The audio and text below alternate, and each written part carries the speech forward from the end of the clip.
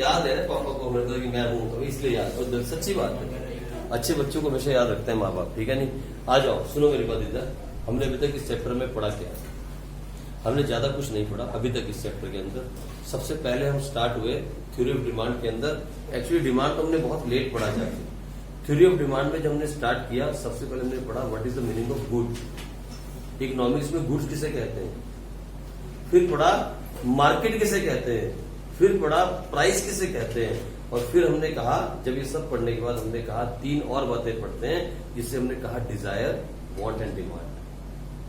सबसे पहले इंसान के दिल में क्या उठती है? इच्छा, डिजायर। यार मेरे पास BMW कार होनी चाहिए, I need a BMW car, that is called Dzire.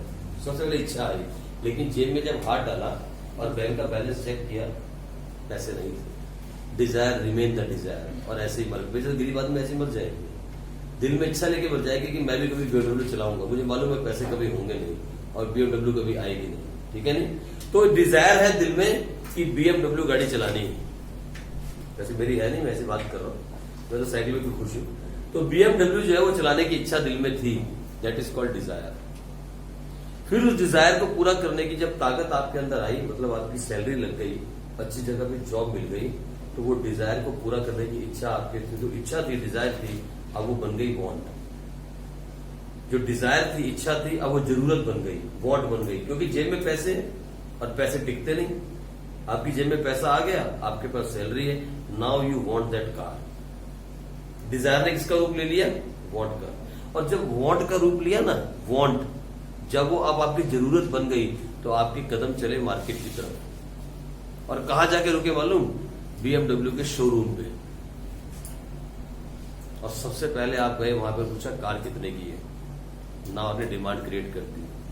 Means first of all the desire came in the mind, then to cover that desire the money came in, it became a want, and then your want took you to the market and you create a demand. ठीक है। फिर हमने कहा demand को हम दो तरह से पढ़ते हैं, demand with the reference of price and demand with the reference of time. ये पढ़ा हमने, लेकिन उसको छोड़ दो। लेकिन डिमांड की डेफिनेशन तो मालूम होनी चाहिए। What is demand? एक कंज्यूमर जो कुछ भी डिमांड करता है eight a particular price at a particular period of time, जितने भी गुड्स की डिमांड करता है, that is called a demand. यही हमने छोटा सा पढ़ा था। अगर आप वो लाइन पढ़ोगे जहां आपको डिमांड की डेफिनेशन लिखवाई थी, तो देखो मैंने क्या लिखवाया था, यही लिखवाया था मैंने आपको। Demand for a good is defined as a quantity of that good which a consumer और all the consumers taken together. ये लाइन निकाल दो बीच से, अगर कंफ्यूज कर रही है। इस लाइन को थोड़ा हाइड कर लो और उसको बिना इसके पढ़ो तो पता क्या पढ़ोगे? Demand for a good is defined as quantity of that good which a consumer are willing to purchase at a particular price at a particular point of time. यही तो था, या पर्टिकुलर पीरियड ऑफ टाइम, यही था।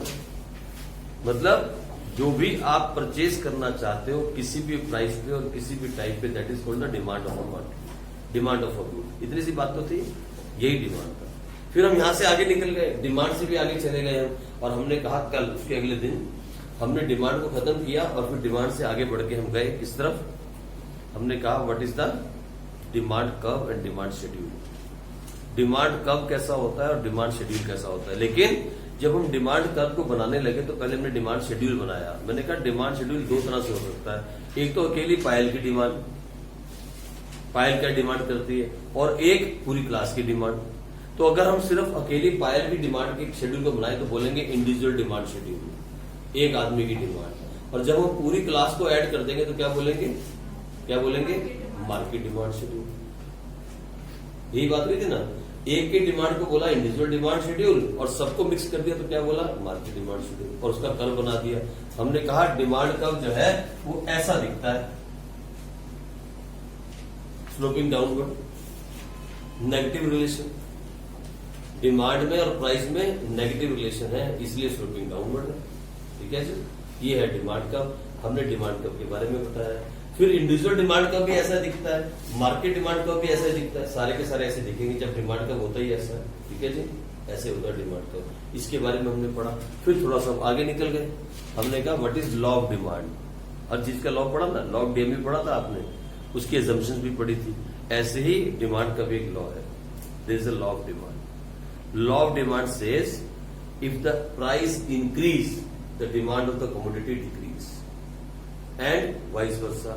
But when the other factors remain constant. What are the other factors? वो हम आज पढ़ने वाले हैं, उसी को हम आज पढ़ने वाले हैं. Those other factors which we are talking about, what are those factors? वो कौन सी ऐसी चीजें हैं which affect the demand of a commodity? Price तो है ही है, प्राइस तो सबसे बड़ा फैक्टर है, लेकिन प्राइस के अलावा ऐसे बहुत सारे फैक्टर्स हैं, ऐसी बहुत सारी बातें हैं जो एक चीज की डिमांड को इफेक्ट कर सकती है, बढ़ा भी सकती है, घटा भी सकती है. अब ये बहुत सीरियस टॉपिक है, यहाँ पे सीरियस स्टडी की जरूरत है, अलर्टनेस की जरूरत है. जो आज हम टॉपिक पढ़ेंगे वो बहुत अलर्टनेस के साथ, लेकिन मैंने आपको छोटी सी बात समझाई थी रिगार्डिंग सप्लीमेंट ना substitute goods and complementary goods, समझाया था थोड़ा सा. कोक और पेप्सी का एग्जांपल लिया था, टी और कॉफी का लिया था, वो कॉम्प्लीमेंट्री है. देख लो आप, बातों बातों में जो आपको पढ़ा देता हूँ वो आपके पेपर में छप जाता है. मैं आपको सच्ची बोलता हूँ, मेरी जमात में कौन सी माता होती है वो बैठी होती है, वैसे जो पढ़ा रहा हूँ मैं दिल से पढ़ाता हूँ. काली माता नहीं सर, मैंने कोई बारीक बच्चों को गलती से बोल दिया काली माता बैठी होती है, उन्होंने कहानी बना ली, ऐसा नहीं है, सरस्वती माता. तो मैं जो आपको पढ़ा रहा होता हूँ मैं दिल से पढ़ाता हूँ, और दिल से कोई टीचर पढ़ाएगा ना वो पक्का पेपर में आएगा. मैं यही सोच के पढ़ाता हूँ कि सब पेपर में आएगा, और मैं पेपर के हिसाब से पढ़ाता ही नहीं हूँ, मैं तो पढ़ाता हूँ लाइफ के हिसाब से, क्योंकि यही बात पढ़ोगे बीकॉम में जाके, फिर वहां पे आप याद करोगे सर ने पढ़ाया था यार कितना क्लियरली समझ में आ रहा है. यही सेम चीज बीकॉम में पढ़ोगे, यही same theory of demand BCom first year में बिल्कुल, और बीए वाले बीए में पढ़ेंगे सेम बुक सेम थ्योरी, सिर्फ हल्का सा चेंज होगा और कुछ भी नहीं. फिर वहां पे मजा आएगा आपको, ना पढ़नी पड़ेगी इकोनॉमिक्स की ट्यूशन, ना पढ़नी पड़ेगी अकाउंट्स की, और सर के पेट पे लात मार दोगे, ऐसा चलेगा उस टाइम. लेकिन मुझे मैं फिर भी खुश हूँ, कोई बात नहीं. ठीक है, इधर देखो आप, ये डिमांड कर्व के बारे में सीखा था, फिर लॉ ऑफ डिमांड के बारे में पढ़ा, और आज हम पढ़ने वाले थे, क्योंकि लॉ ऑफ डिमांड में मैंने कहा था ना वो लाइन को अंडरलाइन कर देना. अगर वो लाइन नहीं लिखी ना लॉ ऑफ डिमांड में तो समझ ले गलत हो गया, 0 नंबर मिल जाए. अगर मैडम पूछे ना explain the law of demand या डिफाइन लॉ ऑफ डिमांड, और तुम लिख दो when the price increase of a commodity the demand decrease, very good, and vice versa, very very good, और छोड़ दो 0 दे देगी 0. When the other factors remain constant, ऐसा कब होगा? When the other factors remain constant, and which are those factors? आओ आज स्टार्ट करते हैं, यही आज का टॉपिक है आज, और बहुत बड़ा टॉपिक है. मैं खुद डर रहा हूं इसको करवाने में, लेकिन अब करवाना तो है. एक एक पॉइंट, आज शायद हम 2 या 3 पॉइंट कर पाए, उसमें बहुत सारे पॉइंट्स हैं, मतलब एक एक पॉइंट की बहुत एक्सप्लेनेशन चाहिए, एक्सप्लेन बहुत करना पड़ेगा. ठीक है, तो आप घबराना नहीं, हम करेंगे. लिखो आज का क्वेश्चन यही रहेगा, ये टॉपिक लिख लो, explain the factors affecting the demand of a commodity. कोई भी कमोडिटी की बात कर ले, कुछ भी, आटा दाल चीनी चावल कुछ भी कह सकते हो. Explain the factors affecting the demand of commodity.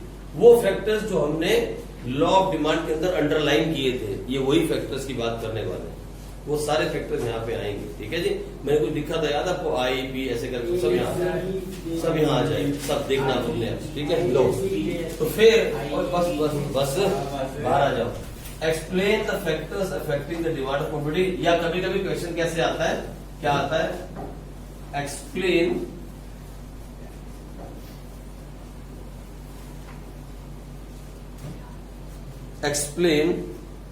The determinants, DETER, determinants. Explain the determinants of demand. Determinants of demand. DETERMINANTS. Determinants of demand. ये भी मैडम पूछ लेती है. वर्ड ऐसा सा है, आया ये वर्ड आया, हाँ तो आती पेपर में, बोलो पेपर में आती है. कभी कभी क्या होता है कि कभी मैडम का दिमाग घूम जाता है ना, तो इसको ऐसे ना लिख के वैसे लिखती है. बच्चा बता क्या कहता है, ओ तेरी राय समझ होता है, ले इतनी बड़ी बातें करी और ये तो बताया नहीं क्या. यही सेम चीज उसमें पूछती जाना, आपकी केवी वाली उसमें पूछेगी, वो पूछेगी, और बच्चे इसमें चकवा खा जाएंगे है क्या, लेकिन वो सेम चीज है. ठीक है, ऐसा क्वेश्चन आएगा या वैसा आएगा. अब सुनो मेरी बात, धीरे धीरे चलते हैं, ये बहुत सारे फैक्टर्स है, बहुत सारी चीजें हैं, तो हम इसको पढ़ेंगे धीरे धीरे. लेकिन पहले थोड़ा बेसिक लिखो जल्दी से, लिखो फटाफट जल्दी से.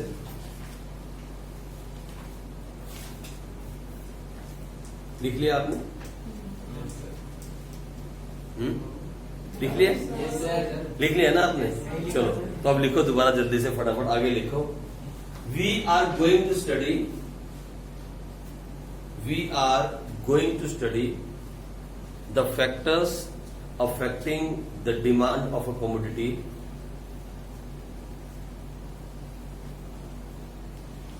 we are going to study the factors affecting the demand of a commodity in two ways.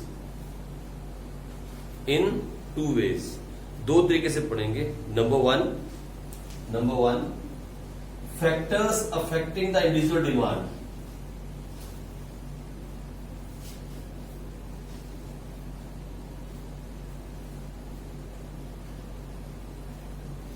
INDIVI है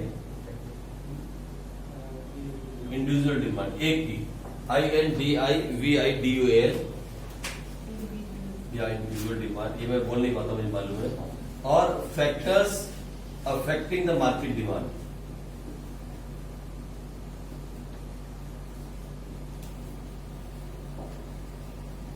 इसको हम दो तरह से पढ़ेंगे, अलग अलग हिस्सों में। ठीक है जी। यानी एक आदमी के डिमांड को कौन सी चीजें इफेक्ट कर सकती हैं और पूरे मार्केट की डिमांड को कौन सी चीज इफेक्ट कर सकती है। देखो बुक के अंदर एक ही तरह से दिया हुआ है, फाइन। जो बुक है उसके अंदर सिर्फ एक ही तरह से दिया है। मैं चाहता हूं कि आप समझो कि आपकी डिमांड को क्या इफेक्ट कर सकता है, वो अलग चीजें हैं, और हम सबकी डिमांड को क्या इफेक्ट करेगा वो अलग बात है। आपकी डिमांड और सबकी डिमांड जैसी नहीं हो सकती। The factors affecting the demand of Payal और the factors affecting the demand of the whole group, दोनों अलग अलग बातें होंगी। इसलिए मैंने इसको दोनों को बांट के पढ़ा रहा हूं। फैक्टर्स अफेक्टिंग द पायल्स, पायल की जो डिमांड है वो क्या डिमांड करती है, और factors affecting the whole class, जो हम सारे बैठे हैं, हम सब क्या है, मार्केट है, और ये अकेली क्या है, इंडिविजुअल है। ठीक है जी। तो हम इसको अलग अलग करके पढ़ते, बुक ने मिक्स कर दिया, खिचड़ी बना दी।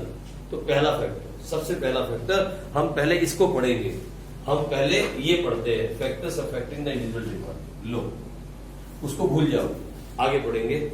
सबसे पहला फैक्टर जो है, सबसे पहली चीज वो है प्राइस ऑफ द गुड।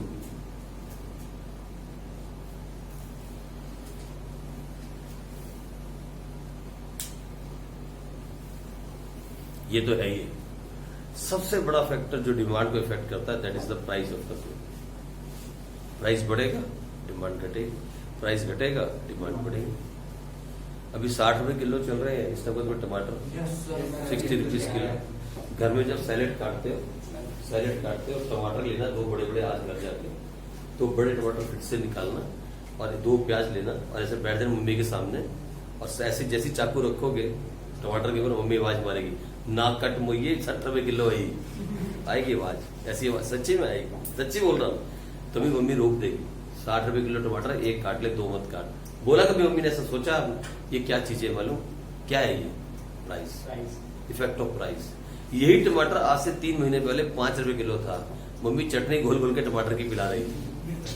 सच्ची में मैं दुखी हो गया, घर में सलाद में भी टमाटर की भी अरे हर तरफ टमाटर ही टमाटर चल रहे थे, और यहाँ तक कि सब्जी भी टमाटर की, वो टमाटर की सब्जी बना देते हैं और मिर्च डाल के, वो भी चावलों के साथ वही चल रही है। हाँ, उससे पहले 10 रुपए किलो थे, याद है, 10 के 2 किलो बिक रहे थे टमाटर 3 महीने पहले। आज 60 रुपए किलो हो गए, 60 रुपीज किलो है। और अब क्या हो गया, इसकी डिमांड गिर गई। लोग अब टमाटर वैसे नहीं यूज करते जैसे पहले कर रहे थे, अब संभल के यूज कर रहे हैं, अब वैसे नहीं खा रहे जैसे पहले खा रहे थे। क्या हो गया, प्राइस ऑफ द गुड। ये सबसे बड़ा रीजन है किसी भी चीज की डिमांड को बढ़ाने में और घटाने में। प्राइस घटेगा, प्राइस बढ़ेगा, डिमांड घटेगी। तो लिखो जल्दी से, फटाफट इसके अंदर लिखो, ये तो आपको अच्छे से मालूम है। Generally there is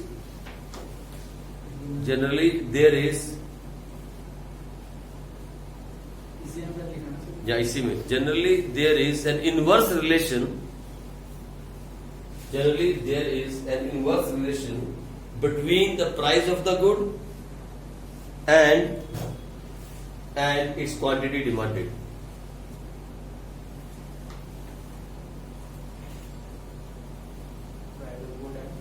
And its quantity demanded. When the price of the goods increase,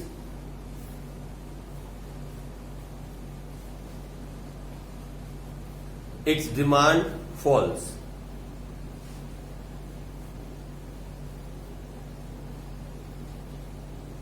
And vice versa. And vice versa. लिख लोगे ना vice versa? बस vice versa मीन्स उल्टा लिख लेना उसके. हो गया पहला वाला. आ जाओ दूसरा.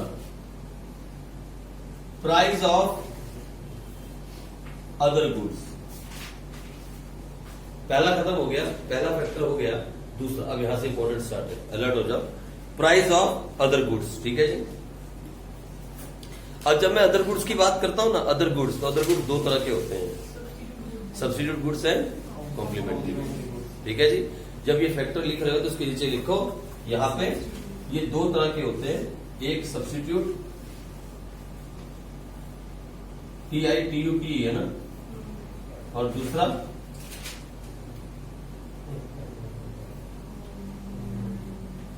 Complementary goods. सब्स्टिट्यूट गुड्स और कॉम्प्लीमेंट्री गुड्स मैंने आपको थोड़ा सा उस दिन समझाया था. सब्स्टिट्यूट गुड्स कौन से होते हैं? जिसके जगह पे हम एक की जगह दूसरा खा लें तो कोई फर्क नहीं पड़ता. फॉर एग्जाम्पल, इसका एग्जाम्पल दे सकते हो T and coffee. For example Coke and Pepsi. ठीक है. और भी बहुत सारे एग्जाम्पल्स है ना. ये छोटे एग्जाम्पल जो आम जिंदगी में, कोक एंड पेप्सी या टी एंड कॉफी. और ये होते हैं कॉम्प्लीमेंट्री, जैसे कार एंड पेट्रोल, जैसे पेन और इंक, जैसे ब्रेड और जैम. ये नहीं आ सकता सर. वैसे जैम का ज्यादा काम ब्रेड के साथ ही होता है. ये भी एक दूसरे के पूरक माने जाते हैं. हाँ, ये भी एक दूसरे के पूरक माने जाते हैं वैसे. लेकिन मैडम अगर पेपर में पूछेंगी ना, अक्सर पेपर में पूछती है तो सर फोन ऑन बैटरी. हाँ, फोन के साथ बैटरी.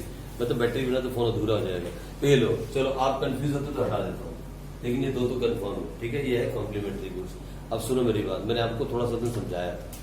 मैंने कहा था मान लो आप दुकान पे खड़े हो, हम इसको हटाते हैं, बस एक एग्जांपल लेके चलेंगे. मान लो कोक 10 रुपए की है और पेप्सी भी 10 रुपए की है, और दोनों बोतल कितने की है?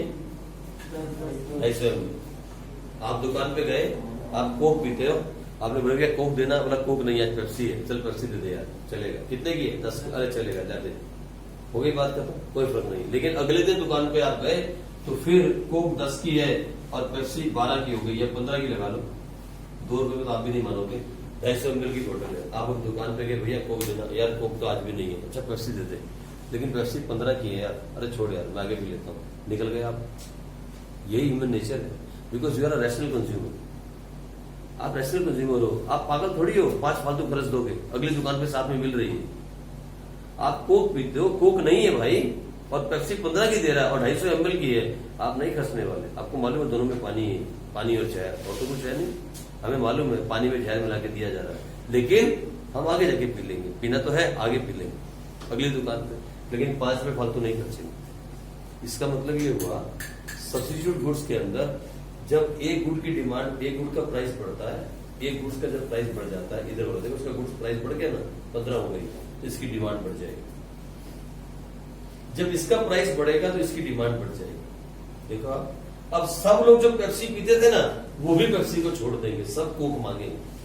जो पेप्सी पीने वाले लोग थे वो भी अब कोक मांगने लगेंगे, क्योंकि जैसे ही पेप्सी का प्राइस 15 हुआ, 250 ml की बात कर रहा हूं, पेप्सी का प्राइस 15 हुआ, अब जो पेप्सी के कस्टमर थे ना पीने वाले, वो भी अब कोक पे आ जाएंगे.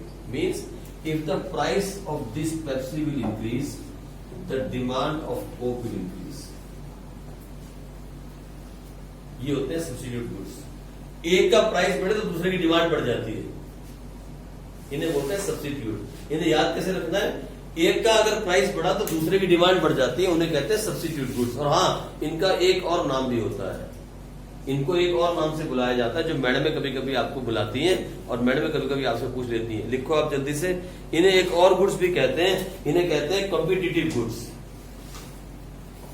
इन्हें कहते हैं competitive goods. COMPETIVE, competitive goods. ठीक है जी. क्यों? क्योंकि एक दूसरे से कंपटीशन करते हैं. इन दोनों का बड़ा सीरियस कंपटीशन होता है. सब्सिट्यूट गुड्स का मार्केट में बहुत सीरियस कंपटीशन है। आपने कभी नोट किया होगा, कोका कोला अमिताभ बच्चन लाया तो पेप्सी वाला आमिर खान लाया, पेप्सी वाला आमिर खान लाया तो कोका कोला शाहरुख खान लाया। देखा आपने कभी एड देखी कभी इन दोनों की? बड़ी खतरनाक एड चलती है इन दोनों की, एक के साथ एक टक्कर में चलते हैं लोग। ये बड़ा सीरियस कंपटीशन मार्केट में करते हैं, क्योंकि इन्हें मालूम है कि कभी भी कंज्यूमर शिफ्ट हो सकता है, क्योंकि दोनों क्या है, सब्सिट्यूट है। इनका बहुत सीरियस कंपटीशन मार्केट में है। अगर एक डीलर को 5 रुपए दे रहा है तो दूसरा भी 5 देगा या बढ़ा के 7 दे देगा। इसने 7 दिए तो ये भी अगला दिन 7 दे देगा। इतना सीरियस कंपटीशन है कि डे टू डे कंपटीशन चलता है इनके बीच में। ये कभी भी आपको ऐसा नहीं मिलेगा कि पेप्सी महंगी है और कोक सस्ती है। आज तक बताओ, इतने साल हो गए आपको कोक पेप्सी पीते हुए, कभी ऐसा देखा आपने कि कोक का प्राइस ज्यादा हो या पेप्सी का कम हो? कभी देखा आज तक? क्यों? Because the producers of these cokes and Pepsi, they know that they are producing substitute goods. एक का प्राइस बढ़ा, खत्म डिमांड, लोग शिफ्ट कर जाएंगे दूसरे की तरफ। ये है सब्सिट्यूट गुड्स। अच्छा सर, अगर ये मान लो 15 की हो जाए, अगर ये 15 की हो जाए और ये 10 के लिए, तो अब क्या होगा? सेम बात। जैसे ही इसका प्राइस बढ़ेगा, इसकी डिमांड बढ़ जाएगी। मतलब जिसका भी प्राइस बढ़ा ना, उसकी डिमांड तो गई, दूसरे की डिमांड बढ़ जाएगी। तो इसको याद रखने के लिए क्या कहा जाता है, सब्स्टिट्यूट गुड्स के अंदर जो सबसे बड़ी कहावत दिमाग में रखनी है वो ये, एक का बढ़ा तो दूसरे की डिमांड बढ़ गई। एक का प्राइस बढ़ा, देखो एक का प्राइस बढ़ा तो दूसरे की डिमांड बढ़ गई, एक का प्राइस बढ़ा तो दूसरे की डिमांड बढ़ गई। ये है सब्स्टिट्यूट गुड्स। और यहां क्या होता है, यहां उल्टा काम है। देखो इधर कार, सुनो इधर, इसको हटा देते हैं। यहां देखो, यहां क्या होता है, पहले समझ लो, लिख लेंगे कार और पेट्रोल, ठीक है। अच्छा पता क्या हुआ, पेट्रोल का प्राइस सस्ता हो गया। मान लो पेट्रोल जो है, कार 2 तरह की होती है मालूम है आपको, डीजल एंड पेट्रोल। हम पेट्रोल की बात करें, डीजल की बात नहीं करते अभी, वो भी है, कर सकते हैं लेकिन जरूरत नहीं है, एक का बहुत है। ये देखो पेट्रोल जो है ना, आज 20 रुपए लीटर हो गया, 70 रुपए से 20 रुपए लीटर, ठीक है। अभी सुनो, पता क्या होगा, वैसे तो ये इधर जलता इतना अच्छा एग्जाम्पल नहीं है, क्योंकि अगर चाहे पेट्रोल 20 रुपए लीटर भी हो जाए, अगर आपकी औकात कार को लेने की नहीं है, मेरे जैसा आदमी आप हो, तो फिर आप कार नहीं ले सकते। अभी आज चाहे पेट्रोल फ्री में मिले तो क्या मैं कार ले सकता हूँ? तो पैसे तो चाहिए उसके लिए, मैं नहीं ले सकता। लेकिन एक आम आदमी, जैसे आप बच्चे हो, आप सब तो अभी फैमिली से आते हो, अगर आप लोग अगर एक कार को अफोर्ड कर सकते हो, है ना, आप लोग कार ले सकते हो, तो अगर पेट्रोल का प्राइस गिरेगा ना, तो आप डीजल वाली गाड़ी बेच दो कि पेट्रोल ले लोगे। देखा आपने, यहाँ ऐसा होता है भाई। ये एक दूसरे के पूरक हैं, ये दोनों एक दूसरे के पूरक होते हैं भाई। एक का प्राइस बढ़े तो दूसरे की डिमांड घट जाती है, यहाँ उल्टा चलता है। यहाँ क्या हुआ था मालूम है, एक का प्राइस बढ़ा तो दूसरे की डिमांड बढ़ गई। यहाँ पता क्या होगा, ये देखो, मान लो पेट्रोल का प्राइस अप गया, पेट्रोल का प्राइस बढ़ा, तो पता क्या होगा, जो पेट्रोल वाली कार होगी ना, उसकी डिमांड घट जाएगी। इन्हें बोलते हैं कॉम्प्लीमेंट। इनके रिलेशन को ऐसे याद रखा जाता है, इस एरो के हिसाब से। लिख के थ्योरी नहीं याद की जाती, इसका एग्जाम्पल ऐसे बना के याद किया जाता है। अगर पेपर में भी आ जाए ना, तो थ्योरी लिखने से पहले इसका एग्जाम्पल ऐसे बनाया जाता है। अब समझ में आ रही है बात क्लियरली? लिखवाऊंगा तो थोड़ी सी हार्ड लगेगी लैंग्वेज, लेकिन समझ में तो आ रही है ना बात क्या कह रहा हूँ। ये सब्स्टिट्यूट गुड्स क्या होते हैं, एक का प्राइस बढ़ा तो दूसरे की डिमांड, और ये क्या होते हैं, एक का प्राइस बढ़ा दूसरे की डिमांड, इन्हें कहते हैं कॉम्प्लीमेंट्री। सर इधर अगर पेट्रोल, अगर कार का प्राइस गिर जाए तो क्या पेट्रोल की डिमांड बढ़ जाएगी? हाँ, ऐसा भी होगा, लोग ज्यादा कार परचेस करेंगे, ठीक है जी। इन्हें बोलते हैं कॉम्प्लीमेंट्री गुड्स, इन्हें कहते हैं ये सब्स्टिट्यूट गुड्स, ठीक है जी। और इनके बारे में लिखते हैं, अब लिखते हैं और शेड्यूल बनाते हैं इनके बारे में। आ जाओ, तो सबसे पहले लिखो सब्स्टिट्यूट गुड्स। ये बना लिया ना आप लोगों ने, बनाया ये, इसको बनाना भाई, यही समझाएगा आपको। जो मैं लिखवाऊंगा वो शायद समझ में ना आए, लेकिन ये बात आपको समझा देगी हम बोल कर रहे हैं। तो लिखो सब्स्टिट्यूट गुड्स क्या होते हैं, where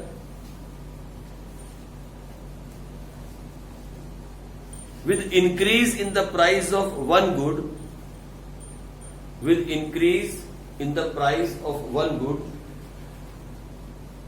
the demand for other good also increase. ये वो मैं क्या बोल रहा हूं, increase in the price of one good, the demand of other good also increase. ये देखो, मैं इसको हटा देता हूं नीचे वाले को, बार बार कंफ्यूज नहीं होना। ये देखो मैं क्या बोल रहा हूं, where the increase in the price of one good will increase the demand of other good. Those goods are called substitute goods. Those goods are called substitute goods. They are also known as competitive goods. They are also known as competitive goods. For example, tea and coffee. For example, Coke and Pepsi.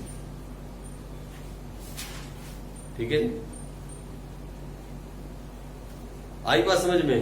अरे जो English में लिखा है वो आपको example में सामने दिख रहा है कि नहीं दिख रहा है? दिख रहा है ना? दिख रहा है ना एग्जाम्पल में जो सामने बनाया है, वही चीज बोल रहा हूं. आ जाओ, कॉम्प्लीमेंट्री गुड्स लिखो. क्या होता है?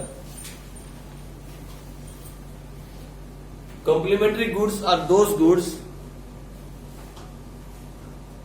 वेयर, बोलो मैं क्या बोलूंगा अब यार, तुम बोलो यार. Complementary goods are those goods where increase the price of one good. बस लिख लो अपने आप यार, तुम समझदार हो, मैं क्यों लिखूं? लिखो. इतने समझदार बच्चे तुम हो यार, ऐसे सीख रहे हो, काम को दिल करा गो दे लो सबको, सारे को बोलो ये मेरे बच्चे हैं. क्या कह रहा है? अरे यार मेरी बात सुन ले एक मिनट. पर्ल ऑफ अफ्रीका बोलते हैं युगांडा को. इतना हाँ, पर्ल ऑफ अफ्रीका मतलब ऐसा जबरदस्त जगह है ना वो युगांडा. अगर आप एक बार चले जाओगे ना, यूरोप सब भूल जाओगे. अगर मुझे आगे आज बोले ना कनाडा जाना, अमेरिका जाना, सब देखो सुनो, मैंने वहां से बहुत सारे लोग गए मेरे वहां से यूके के लिए और उसके लिए. मैं कहता हूँ क्या जिंदगी है यार आपकी, क्या लाइफ है. मतलब you are just like a king there. मतलब अगर आपकी अच्छी पढ़ाई है और अच्छी नौकरी है तो उससे अच्छी लाइफ दुनिया में 20-25 साल लाइफ के बढ़ जाते हैं. अगर आप युगांडा में रहते हो ना, तो पोल्यूशन है ना वहाँ पे. तभी आप ऐसे बीमार क्या थे? सुनो, मेरी बीमारी का कारण कुछ और था, ये घुटना कुछ और. डॉक्टर नहीं है लेकिन बहुत अच्छा है, वेदर के साथ बहुत अच्छा है. आपकी लाइफ बढ़ जाती है, आपकी लाइफ इंक्रीज हो जाती है हमारे जैसे. हाँ बहुत, क्योंकि आपको पोल्यूशन नहीं है, फ्रेश एयर मिलती है और रोज बारिश होती है. हर रोज बारिश होती है, हर रोज बारिश. बहुत ग्रीनरी है और 7 पहाड़ियों के ऊपर बसा हुआ शहर है ये. 7 पहाड़ियां हैं, माउंटेन हिल्स है, उनके ऊपर सारा शहर बसा है. 7 पहाड़ियों, जबरदस्त पहाड़ी एरिया. मुझे तो पता ऐसा लगता है जैसे आप, मैं क्या समझाऊं आपको, बहुत ग्रीन, आंखों को सुकून मिलता है वहां, है ना. और you just stay there like a king. आपको काम करने के लिए हाउसमेट मिल जाती है. आप मतलब क्या यार, ऐसा लगता है जैसे आप शाही जिंदगी जी रहे हो. आपको ऐसे बैठ के ऐसे पानी पिलाती है, शाही जिंदगी है. शाही जिंदगी के अंदर बाहर है, क्या बोल रहे हो? जिंदगी में कोई बाहर जाने की सोचो तो युगांडा, अफ्रीका जाना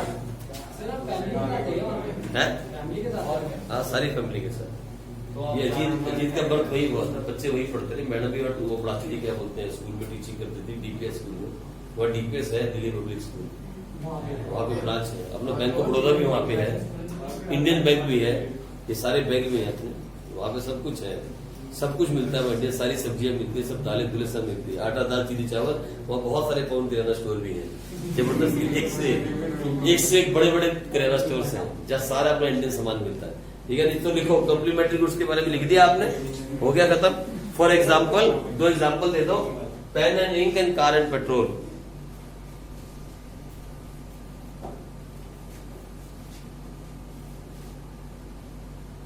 और हाँ, इनका भी एक दूसरा नाम होता है. सुनो मेरी बात, एक के बिना एक अधूरा है. आपके पास कार है, पेट्रोल नहीं, जीरो. पेट्रोल है, किनी में भरो रख लो. कार नहीं है जैसे गरीब के पास, जीरो. अगर मुझे कोई पेट्रोल दे दे 20 लीटर, आज बोले भैया रख लो, तो क्या करूंगा उसको? तो कुछ कर सकता, कुछ करूंगा मैं? नहीं कर सकता. तो लोगों, इसको पता क्या बोलते हैं? Joint goods. सोच के देखो, मैं अपने बारे में सोचता तो कितना हंसता हूँ. मेरे पास गाड़ी भी नहीं, देखो आप, कि बंदा पेट्रोल लगा के गाड़ी में घूम ले, कुछ कर सकता है? कुछ भी नहीं कर सकता. ये लो जॉइंट गुड्स. बाइक बेच रहा हूँ मैं, किसी को लेने बता देना आप. मेरे पास पैसे नहीं, मुझे बाइक बेचनी है. अजीत को अभी चलाने को दे दी ना, अजीत पता नहीं क्या क्या कर देगा. ठीक है, नहीं बाइक अभी बेच रहे हैं. वो इसलिए बेच रहा हूँ कि बाइक में किक मारनी बड़ी मुश्किल लगती है यार. आ जाओ, तो हो गए 2 पॉइंट. अब आगे चले. तीसरा, नहीं सिर्फ 5000 किलोमीटर चलिए, ओनली 5000 किलोमीटर. कोई एक्सीडेंट नहीं, कोई पंचर नहीं, कुछ नहीं हुआ है। डिस्कवर। आ जाओ, तीसरी है ये देखो, तीसरा सबसे बड़ा फैक्टर है वो है इनकम ऑफ कंज्यूमर।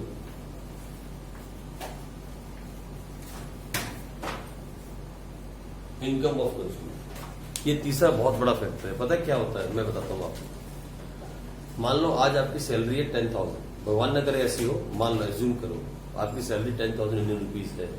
10,000 में गुजारा करना बहुत मुश्किल है, मुझसे पूछो आप।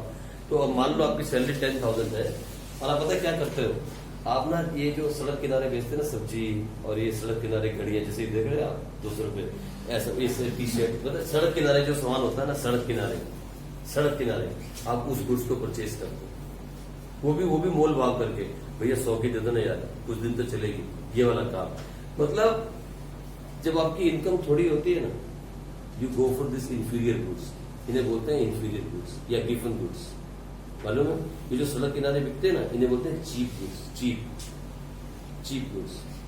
लेकिन जिस दिन आपकी सैलरी बढ़ जाती है और आप पैसे कमाने लगते हो 1 लाख, उस दिन आप इस तरफ देखते भी नहीं, सीधी गाड़ी की करके ब्रेक मारती है बिग बाजार के सामने, और आप बिग बाजार के अंदर जाते हो, उठाते हो, सारा सामान भरते हो और सीधा गाड़ी बैठ के घर, फिर आप इन लोगों को भूल जाते हो। देखा आपने कभी ऐसा ही होता है, यही ह्यूमन नेचर है। जब आपके पास पैसा कम होता है तो आप ये सब्जियां और ये छोटे छोटे सामान, मतलब ये घड़ियां, ये टी शर्ट्स, ये जूते, ये आप इन दुकानों से परचेज कर लेते हो, ये चीप गुड्स बाय कर लेते हो। लेकिन जिस दिन आपकी इनकम बढ़ जाती है उस दिन आप इनको नहीं पूछते। तो अगर हमें इनकम ऑफ कंज्यूमर की बात करनी है ना, तो फिर हमें इसको बांटना पड़ेगा 3 तरह के गुड्स के लिए, क्योंकि गुड्स जो है ना, गुड्स वो 3 तरह के बनाए गए हैं। एक तो ये चीप गुड्स, एक नॉर्मल गुड्स और एक लग्जरियस गुड्स। लग्जरी मैंने एसी हुआ, सोफा हुआ, गाड़ियां हुई, उनकी बात हम करते हैं, ठीक है। तो हम इसको 3 तरह से पढ़ने की कोशिश करेंगे। जब हम इनकम की बात करेंगे, इनकम का अलग अलग गुड्स के साथ अलग अलग इफेक्ट है। यानी अगर हम इंफीरियर गुड्स की बात करें, चीप गुड्स की बात करें, तो जब आपकी इनकम कम होती है ना, उसकी डिमांड ज्यादा होती है। लेकिन जैसे ही आपकी इनकम बढ़ती है, आप उन गुड्स की डिमांड 0 कर देते हो। फिर होते हैं नॉर्मल गुड्स। अगर हम नॉर्मल गुड्स की बात करें ना, तो जैसे मान लो नॉर्मल गुड्स के अंदर हम कह सकते हैं पनीर, घी, बटर। आप देखो, जब तक आपकी इनकम थोड़ी थी, आप रोटी खाते थे और साथ में 1 चम्मच घी का ऊपर डाल लेते थे। आज आपकी इनकम बढ़ गई, अब आपको ज्यादा न्यूट्रिशन चाहिए, ज्यादा प्रोटीन की डिमांड करते हैं आप, और फिर क्या करते हैं आप, नॉर्मल गुड्स की डिमांड को बढ़ा देते हैं। जब आपकी इनकम थोड़ी थी तो आपके पास साइकिल थी, और मेरे से बेबी एक टूटा हुआ स्कूटर था मेरी। आपकी इनकम बढ़ी, आपने क्या किया मालूम, नाउ ये demanding for a car, luxurious goods की डिमांड आपने बढ़ा दी। तो इनकम को अगर पढ़ना हो ना, इनकम ऑफ कंज्यूमर को पढ़ना हो डिमांड के साथ, तो फिर गुड्स में बांट के पढ़ना पड़ता है।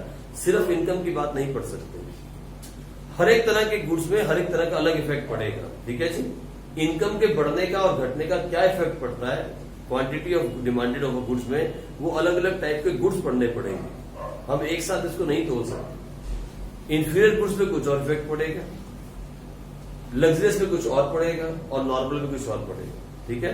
तो आप पहले लिखते हैं इसके बारे में, आप लिखो जल्दी से, फिर मैं समझाता हूं। लिखो, there is a direct relation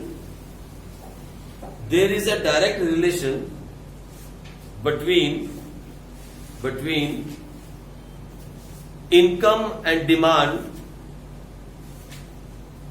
There is a direct relation between income and demand of a consumer. It means increase in the income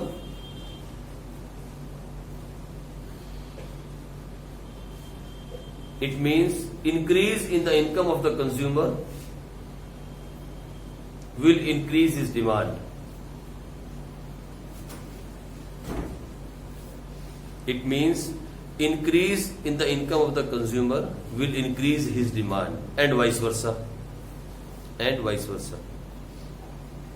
एक बात तो सच है, इनकम के बढ़ने से आपकी डिमांड आप बढ़ा देते हो मार्केट में। आज मेरी इनकम 10 है तो मैं अपनी 10 के हिसाब से खर्चा करूंगा, कल 50 हो जाएगी तो 50 के हिसाब से खर्चा करूंगा। मेरी इनकम बढ़ेगी तो मेरी डिमांड भी बढ़ेगी, ये तो बात सच है ना, आप खुद देख लो कभी। अब मम्मी से पूछो पापा जब गए थे आर्मी के अंदर पापा की सैलरी कितनी थी, मम्मी कहेगी इतनी सी, बहुत थोड़ी सैलरी थी तब। आज सैलरी कितनी है? बहुत अच्छी सैलरी है। जो डिमांड आप पहले करते थे उस टाइम करते थे, आज करते थे, उसमें बहुत फर्क है। मतलब इनकम के बढ़ने के साथ साथ डिमांड बढ़ती है, इनमें डायरेक्ट रिलेशन है, नेगेटिव नहीं है, डायरेक्ट रिलेशन है। इनकम बढ़ेगी तो डिमांड बढ़ेगी, इनकम घटेगी तो डिमांड घटेगी। समझे मेरी बात आप? लेकिन लिखो बट, यहां लिखो but to study the effect of income, to study the real effect of income, real word add करो, to study the real effect of income on demand, on demand we have to divide the goods in two parts. हम दो ही में करते हैं, luxury छोड़ देते हैं। We have to divide the goods in two parts. One, हमने goods को दो में बांट दिया। वन नॉर्मल गुड्स और दूसरा इंफीरियर गुड्स।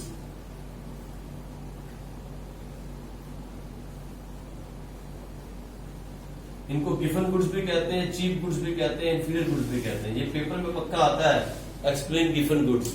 और आप पूछते हो गिफन गुड्स तो पढ़ाया नहीं, दो ही गुड्स पढ़ाए थे, इन्हीं को बोलते हैं।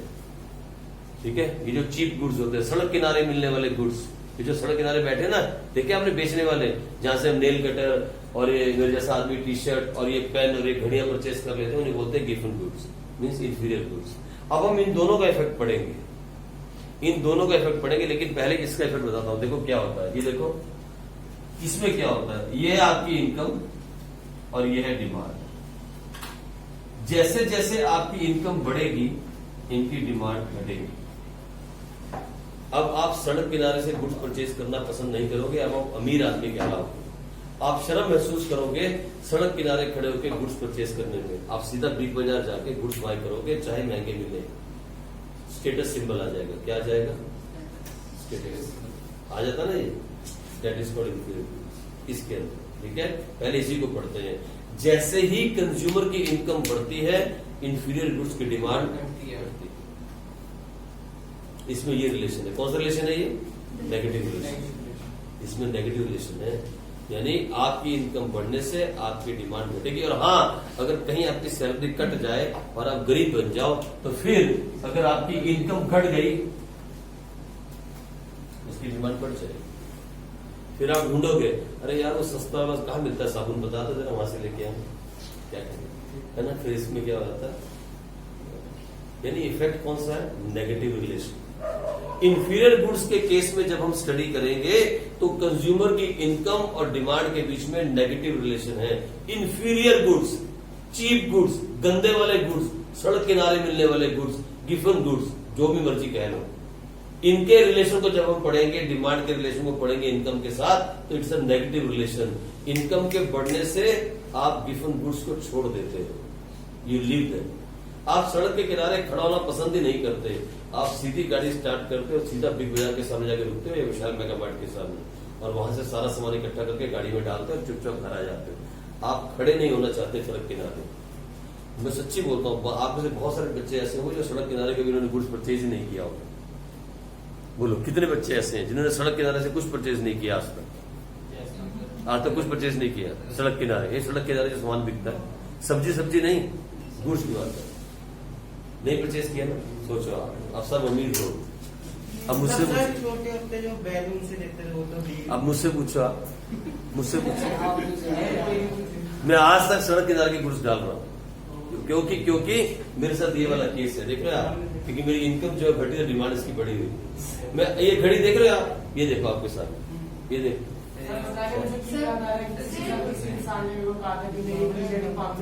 जाती है, आप लोग के फीस मेरा कुछ नहीं होता। क्या होता है?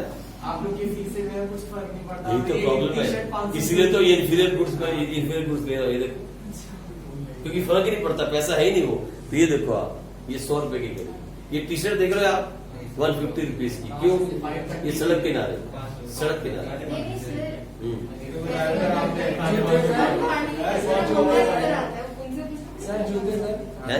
ये जूते 300 रुपए, 300 सड़क किनारे से 300, ये पैंट 200, मतलब आप टोटल अगर मेरे को देखोगे तो जो कपड़े मैंने डाले होंगे टोटल 1000 रुपए से नीचे के होंगे सब मिला। तो ये क्यों हुआ, ये क्यों हुआ? सुनो एक मिनट, ऐसा क्यों हुआ? बिकॉज ऑफ द इनकम, है ना?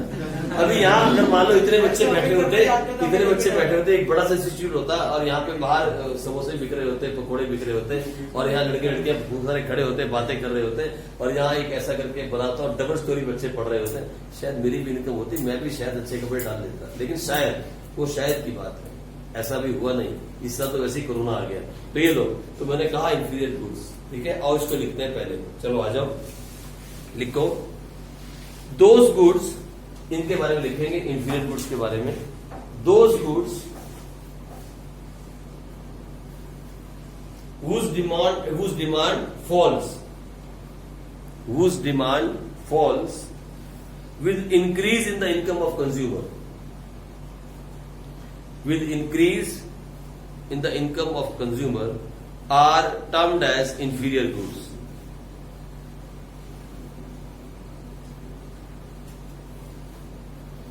Are termed as inferior goods. For example,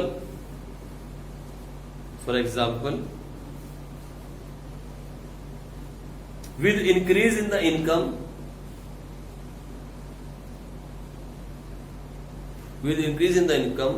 a consumer does not want to buy the goods from the streets.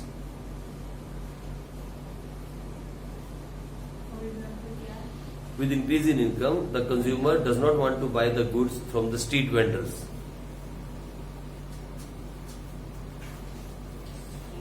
Street vendors होता है ना, ये छोटे छोटे दुकानों वाले स्ट्रीट वेंडर्स, इनसे गुड्स बाय करना पसंद नहीं करते। और हाँ, कुछ और भी अच्छे लोग हैं, आपसे भी अच्छे, कोई रेडियो से सब्जी भी नहीं लेते, मालूम है आपको? वो सब्जी लेने के लिए बताओ कहाँ जाते हैं? बिग बाजार। हाँ, सब्जी मिलती है, मालूम है?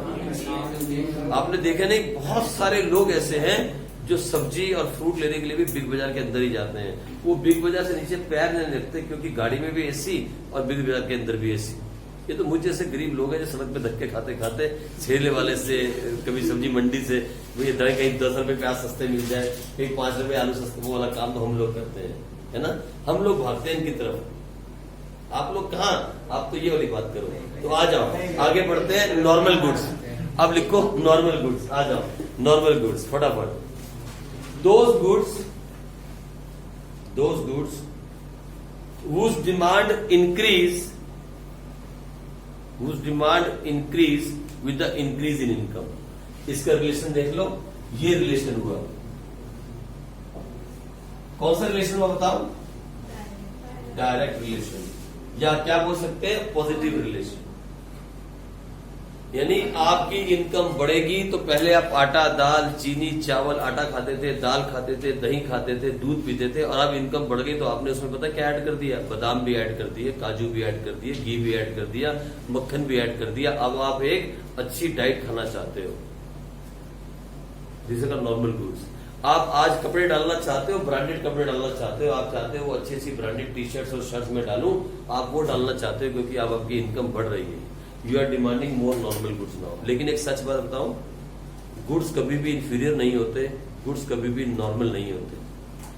जो गुड्स आपके लिए नॉर्मल हैं वो किसी और के लिए भी नॉर्मल हो सकते हैं जिसकी इनकम कम है। तो गुड्स जो है ना, वो कभी इंफीरियर या नॉर्मल नहीं माने जाते। एक इनकम ही है जो गुड्स को 2 हिस्सों में बांट देती है। इंसान की जो इनकम है, आय है, इनकम, वो मजबूर कर देती है इंसान को सोचने के लिए कि ये इंफीरियर है या ये नॉर्मल है। लेकिन सच्ची में ना तो गुड्स इंफीरियर होते हैं, ना गुड्स नॉर्मल होते हैं। जिसके पास पैसे नहीं है उससे पूछ के देखो, वो कहेगा ये जो टी शर्ट इसने डाली हुई है, ये वाली, ये सबसे अच्छी है, इससे ज्यादा कंफर्टेबल कोई है ही नहीं। लेकिन जिसके पास पैसे जेब में भरे पड़े हैं, उससे पूछो तो कहेगा ये बहुत घटिया है, जो मैंने डाली है ना ब्रांडेड, ये देख, ये वाली है, वो ये वाली अच्छी। तो फिर जो गुड्स की क्वालिटी हमने बात की, 2 तरह के गुड्स की हमने बात की, अगर कंक्लूजन निकाला जाए ना, तो कोई गुड्स नॉर्मल और कोई इंफीरियर नहीं होता। ये इनकम है, इनकम ऑफ द कंज्यूमर ही है जो गुड्स को 2 में बांट देती है। ये हम लिखेंगे नीचे। अब लिखो कंक्लूजन, कंक्लूजन लिखो। it is to be noted that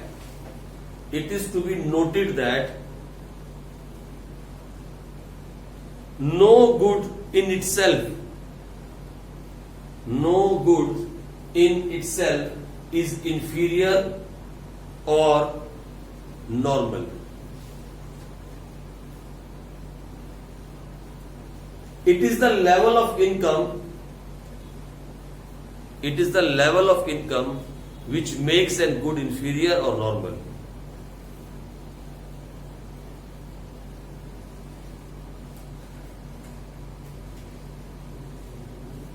It is the level of income which makes any good inferior or normal. ठीक है जी। तो आज हमने 3 फैक्टर्स के बारे में पढ़ा। 3 फैक्टर्स। अभी जो हमें पढ़ना है वो अभी बहुत सारे फैक्टर्स और पढ़ने, 4-5 और पढ़ने, एक क्लास और इसमें लग जाएगी।